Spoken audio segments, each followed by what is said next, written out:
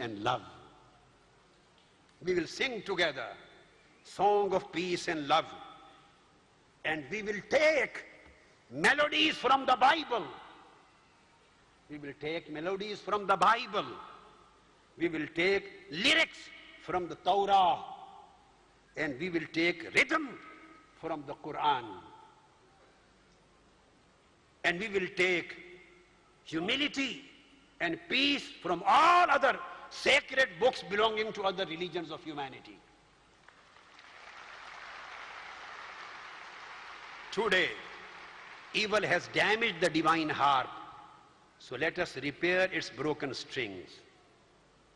On this day, how lucky we are by hosting and participating this conference. We have become embodiment of Abrahamic legacy. We have become collectively an embodiment of Abrahamic legacy, with representatives here from the Jewish, Christian, and Muslim faiths, all faiths which stem from the blessings which Abraham alayhi salam received from divine presence. We had Prophet Moses. My ears of heart, my ears of soul, my ears of spirit can hear Prophet Moses giving his message of freedom to mankind.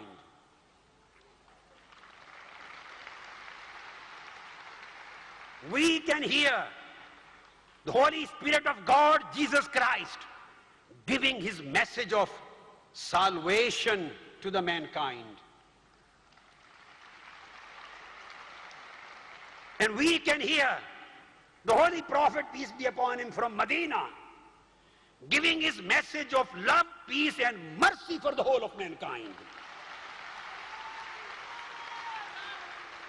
And we are honored next to them to have with us representative from the Buddhist community. I welcome them, the leaders, religious leaders of Buddhist community from all over Europe, and Hindu community and their great leaders and representatives, and Sikh community and their great leaders and representatives. And I welcome all of them warmly. And I would like all of us today to recognize and remember our God, our Lord, the one, the only one. And everybody believes he is only one. We will remember him today. And we will remember at the same time the awakening of Buddha. And we will remember the love of Krishna.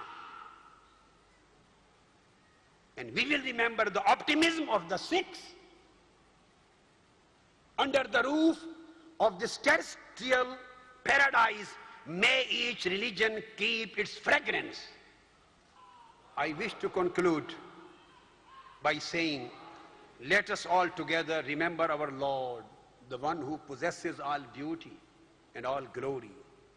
Let us work together for humanity.